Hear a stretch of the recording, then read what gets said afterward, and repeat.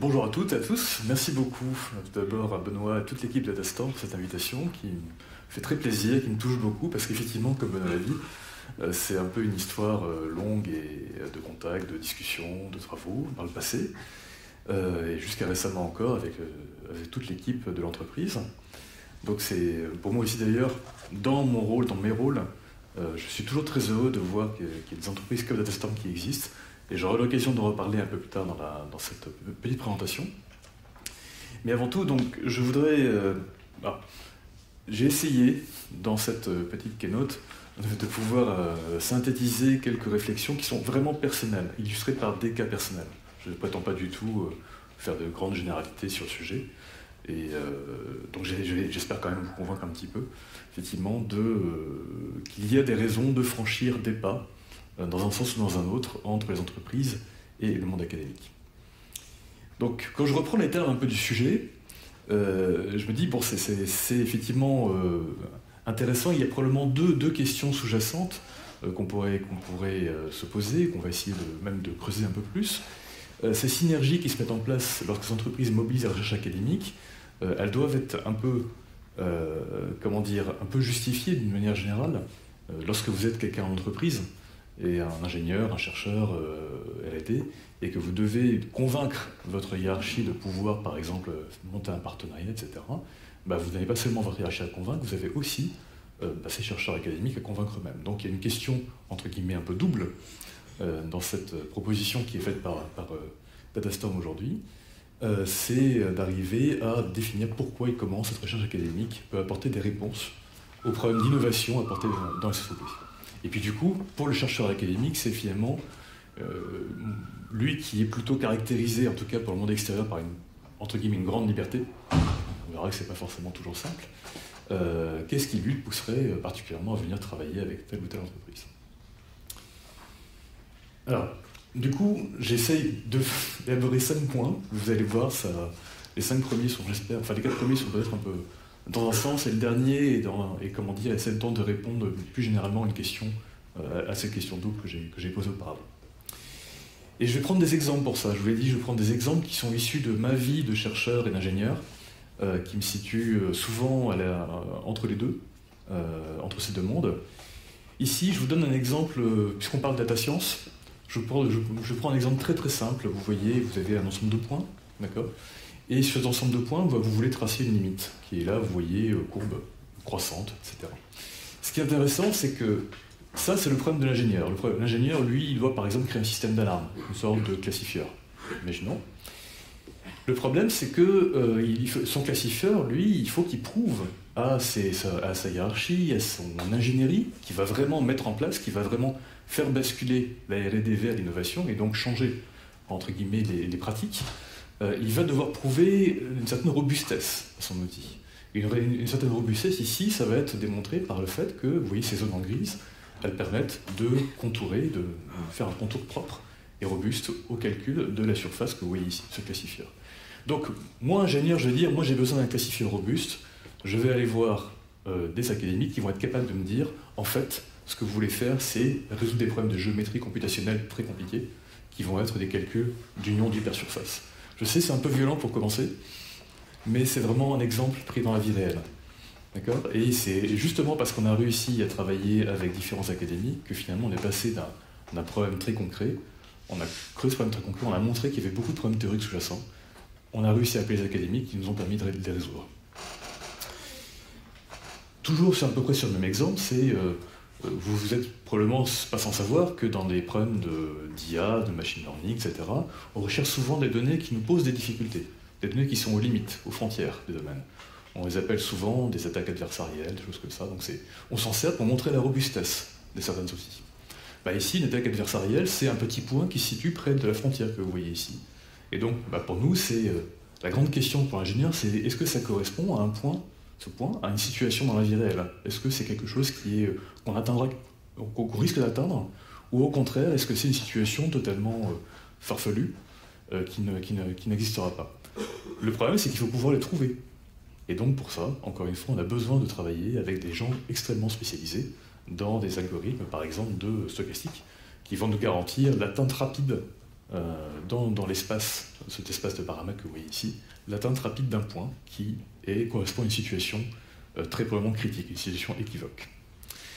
Bon, c'est juste 2 petits exemples vraiment très techniques. Je commence par ça parce que les exemples suivants, c'est un exemple qui lui va mobiliser à la fois beaucoup d'ingénieurs et aussi beaucoup de chercheurs pour essayer de résoudre un problème qui est de plus en plus posé dans les entreprises, notamment les entreprises comme EDF, mais comme d'autres, qui essayent de travailler sur l'IA, essayent d'utiliser l'IA, enfin qui utilisent l'IA, mais qui doivent sans cesse, sans arrêt démontrer leur robustesse et démontrer que l'IA est plus rapide, plus fiable que les humains, et donc doit montrer encore plus de garanties que les humains.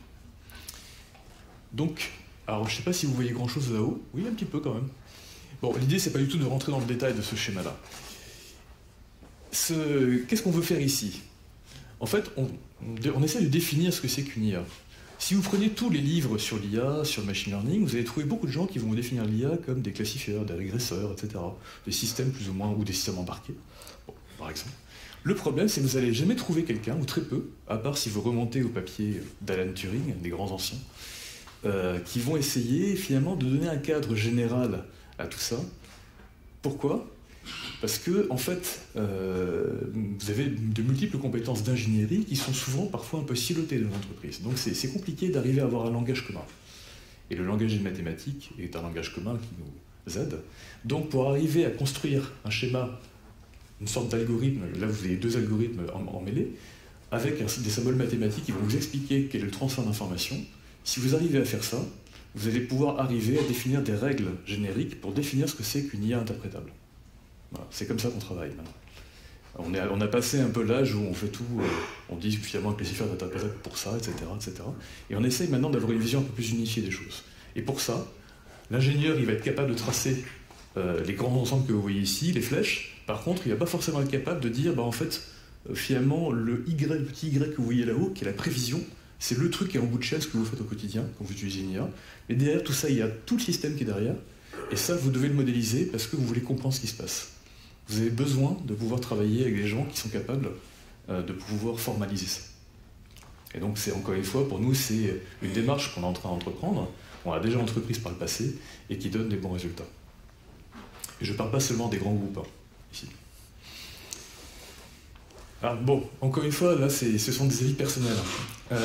Ces courbes que vous voyez ici, c'est simplement pour essayer de mettre en évidence ce que je dis depuis tout à l'heure, c'est-à-dire que l'entreprise n'a pas forcément besoin de chercheurs académiques pour faire de l'innovation, c'est vrai. Elle est plutôt bien placée pour essayer de basculer de la R&D vers le changement des usages. Par contre, il y a une plus-value importante à pouvoir intégrer dans certains projets, dans de nombreux projets concernant la science en particulier, des académiques. J'ai l'habitude, je pensais que j'avais un micro, désolé, moi je fais ça depuis tout à l'heure, mais le micro est là. Donc il y a une portée significative, si vous voulez, à travailler avec les académiques, et en particulier la portée pour nous, entreprises qui concevons, qui utilisons des IA, etc., en particulier des IA, mais n'importe quel système mathématisé, c'est d'avoir des garanties. Actuellement, je ne crois pas qu'on soit capable, par exemple, de vous prouver à 100% que tel système de détection, tel système d'alarme, etc., soit fiable. Voilà. On ne sait pas encore faire. Et on sait qu'on saura le faire si on utilise des gens qui sont pas seulement des statisticiens, qui sont aussi d'autres mathématiciens, qui peuvent être des géomètres, qui peuvent être des spécialistes de l'analyse numérique. C'est comme ça qu'on va y arriver. Et c'est comme ça qu'on va probablement arriver aussi à certifier nos outils. Et pour un industriel, c'est évidemment très important. L'innovation, c'est pas seulement réussir à faire un outil, c'est réussir à le mettre sur un marché. Que ce soit un marché interne, l'utilisation par les ingénieurs, ou un marché externe pour les clients. Voilà. Donc la meilleure connaissance du périmètre, c'est pas évidemment du périmètre de l'ingénierie, c'est du périmètre du fonctionnement des outils. D'accord ? Et ça aussi, c'est très important. Et enfin, l'incrémental. Alors ce que j'appelle l'incrémental, c'est en fait toutes les perspectives qu'on va pouvoir établir dans les prochaines années, et celles qui vont vous permettre de construire un programme de R&D en interne. Et ça aussi, il y a une raison pour laquelle on fait appel à des experts souvent dans les conseils scientifiques d'entreprise. Et parmi ces experts, vous avez beaucoup d'académiques, en général, qui sont là. Parce qu'ils sont là pour vous aider à avoir une vision de cet incrémental, voire même d'une certaine forme d'innovation, dont je parlerai juste après. Justement, la deuxième question, c'est, outre aider l'innovation, est-ce qu'elle peut bien précéder cette innovation ? Est-ce qu'il arrive que des académiques puissent bénéficier finalement des conditions favorables pour pouvoir aller voir une entreprise et dire, regardez, il y a peut-être un moyen d'avoir un levier de changement. Alors oui, encore une fois, c'est une expérience personnelle. C'est pas toujours comme ça, ça arrive peut-être rarement, mais oui, ça arrive. Un exemple dont je me sers souvent, c'est le fait, en fait c'est souvent un exemple qui vient de la possibilité pour un académique de bénéficier de certaines conditions de travail, de réflexion, d'échange avec ses pairs, qui favorisent alors l'amalgame. J'aime beaucoup le mot amalgame parce que c'est vraiment au cœur de ce métier-là, arriver à faire un amalgame entre les disciplines, entre les métiers, entre les situations. Et alors la sérendipité, bon, c'est un mot un peu valise, c'est vrai, vous savez, c'est le fait de pouvoir trouver une nouvelle idée. Alors pas forcément à partir de rien, ça peut créer les conditions pour trouver une nouvelle idée. Et effectivement, c'est une des conditions très différentes des ingénieurs des entreprises, mais elles sont tout aussi, je pense, tout aussi intéressantes, et je l'ai constaté de maintes fois. Donc voici un exemple. Vous partez d'un domaine relativement théorique, qui est maintenant bien établi, donc la licensibilité, vous avez tous fait de la NOVA, sans doute, une fois dans votre vie. Bon, ça appartient à un schéma théorique plus large qu'on appelle la licensibilité, qui maintenant est bien théorisé. Et en fait, on se rend compte que cet outil nous permet de repenser des problèmes qui sont compliqués. Actuellement, il n'y a pas de méthodologie dans le monde, d'accord, qui permette à coup sûr de vous dire que un objet de santé ou un objet voilà, que vous avez sur vous est qualifié pour telle chose. Vous faites beaucoup de tests, en pratique, il faut beaucoup d'empirisme. Donc vous faites des sortes d'études cliniques quand il s'agit d'objets connectés de santé. Eh bien, on peut renverser ce paradigme, et ça vient des gens qui ont l'habitude de renverser les paradigmes, donc plutôt des académiques, pour dire, finalement, si vous étiez capable de représenter l'intégralité du processus par un modèle phénoménologique, vous pourriez travailler sur le bruit, qui est vraiment le principal problème dans ces objets connectés, sur la réduction du bruit ou son interprétation au sens de variables influentes dans un problème de régression ou de prévision. Et actuellement, là, ça n'a jamais été fait, avant ça, bizarrement.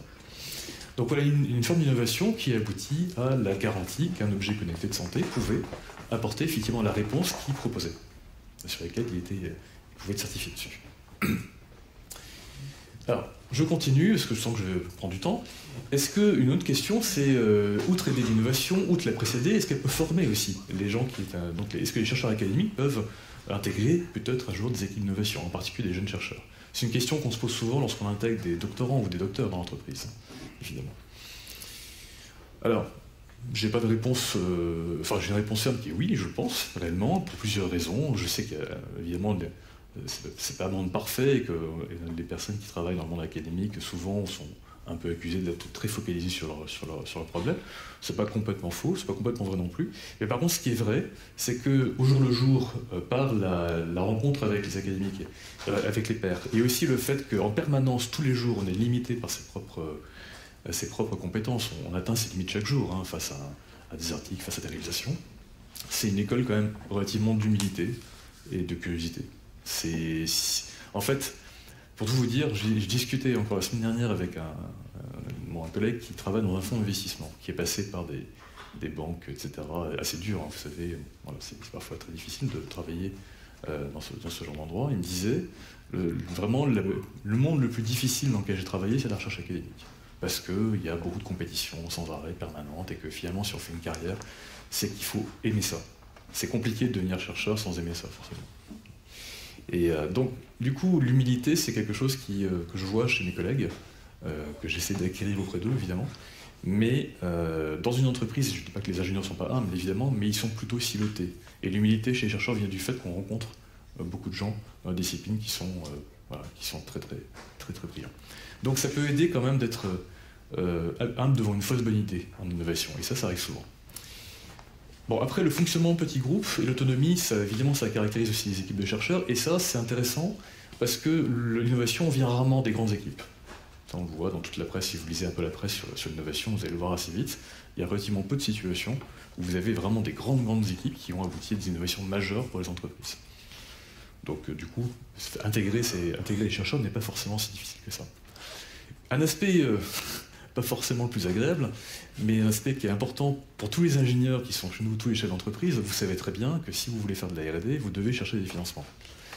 Et bien finalement, vous avez la meilleure population possible sous les yeux, celle qui passe beaucoup de temps à chercher du financement de tous les côtés pour pouvoir monter des projets de recherche. Et sous les yeux, ce sont les chercheurs, ils savent faire ça aussi, c'est pas ce qu'ils préfèrent, mais c'est une compétence qui est devenue indispensable depuis des années maintenant, et qu'on enseigne rarement en école d'ingénieur. Et puis, bon, enfin, du coup, c'est un peu lié au premier point, c'est que le test and learn classique dans les entreprises, on le retrouve aussi sous cette autre forme chez les chercheurs. On peut publier des choses, même si parfois c'est un papier met des années avant d'être valorisé, ça peut arriver, quand même, il y a une forme d'acceptation ou de rejet, si vous voulez, qui est naturelle, assez rapide dans l'impact de la communauté. Donc, là aussi, ça fait partie de l'humilité, ça fait partie des qualités souhaitables, je pense, chez les équipes qui visent à provoquer du changement dans des pratiques. Alors, je sais que je suis un peu lent, je ne vais pas trop en retard, j'espère. Je parlais de VC, de fonds d'investissement, il y a un instant. Alors, en cherchant un petit peu, parce que du coup, pour préparer cette keynote, je me suis dit, tiens, mais finalement, je suis persuadé, moi, que c'est intéressant pour des fonds d'investissement, par exemple, d'avoir des reviewers académiques, et de toute façon, avoir des gens dans les conseils scientifiques, et encore une fois, qui viennent de mondes d'univers variés, dont le monde académique, c'est toujours intéressant. Et effectivement, alors là, je parle des VC plutôt américains, d'origine américaine, anglo-saxonne. Oui, vous savez très bien dans ces mondes-là, entre le monde académique et le monde de la R&D industrielle, le monde de l'entreprise de manière générale, c'est assez poreux. Ils sont beaucoup plus poreux qu'en France. À tel point qu'on s'est rendu compte que pour un certain nombre d'audits, d'audits technologiques, d'audits scientifiques dans les entreprises, qui font partie de l'audit général d'une entreprise quand on cherche à la capitaliser, à la financer, eh bien il y a toujours une partie technique. Et donc cette partie technique, elle est souvent réservée à des ingénieurs et à des chercheurs. Donc c'est une pratique courante, qui est moins courante en France parce qu'il n'y a pas de structuration réellement en fait, de ce marché en France. Encore une fois, je vous parle des grands fonds américains qui souvent essayent de faire venir les entreprises françaises aux États-Unis. Le cas de Watson Hull, c'est assez connu, c'est un échec complet pour cette plateforme d'IA vendue par IBM depuis des années. Je l'ai mis ici parce que tout simplement, il y a une coïncidence entre le fait que l'échec patenté a été indiqué par IBM eux-mêmes en début d'année 2021, donc ils ont mis le temps quand même. Et la simple remarque vient que si vous regardez un peu la presse, enfin la presse scientifique justement dans le domaine de l'expertise, eh bien vous vous rendez compte qu'assez rapidement, si on avait mis quelques experts sur la table depuis le début, on serait rendu compte qu'il n'y avait pas grand-chose, malheureusement, derrière l'outil Watson, qui prétendait à l'époque pouvoir aider les médecins de façon considérable en amassant les bonnes publications au bon endroit, etc. Voilà. Donc c'est un petit clin d'œil, ce que j'ai beaucoup suivi à l'époque Watson. D'ailleurs, en général, la recherche, l'innovation fonctionnelle en data science pour la santé, ça vient encore une fois souvent des petites équipes et souvent des petites entreprises. Il y a rarement des grandes. Bon, le cas de DeepMind est particulier. Enfin, je vais finir par le 5e point, c'est bien beau de pouvoir dire que c'est intéressant de travailler entre entreprises et académiques, mais du coup, quels sont les dispositifs favorables, les plus favorables? Il y en a plusieurs, évidemment. Je ne parle pas du tout de tout ce qui est test chiffres, etc. Ça, c'est des choses bien connues, mais qui ne sont pas forcément simples que ça. On va dire, pas forcément à lancer, mais à faire que les résultats d'une thèse soient alignés avec la vision de l'entreprise. Je pensais plutôt à des filières, en fait. Et d'autant plus maintenant que, d'une part, il y a une coïncidence, enfin une concomitance entre la création des grandes universités ou des grands pôles universitaires, donc ici l'IBP, à côté vous avez l'Université Paris-Saclay, vous connaissez tous ces grands pôles, vous avez les 3 IA, etc., qui sont donc qui en fait visent aussi à motiver leurs équipes en créant des sortes de filières. Quand je dis filières, c'est filières à viser à finalité technique, industrielle, etc. Par exemple, l'Université Paris-Saclay souhaite depuis longtemps essayer de monter une filière aérospatiale. Voilà. Et finalement, pour les jeunes chercheurs, des jeunes de conf par exemple, c'est intéressant de pouvoir se projeter aussi dans ce type de filière, de participer à la création de ces choses-là, parce que c'est un bon moyen de rencontrer des sujets intéressants, d'avoir peut-être des moyens financiers, et puis du coup de pouvoir rencontrer des ingénieurs. Et donc pour les ingénieurs des entreprises, c'est aussi participer à la création et co-animer ces filières, c'est, je pense, absolument passionnant.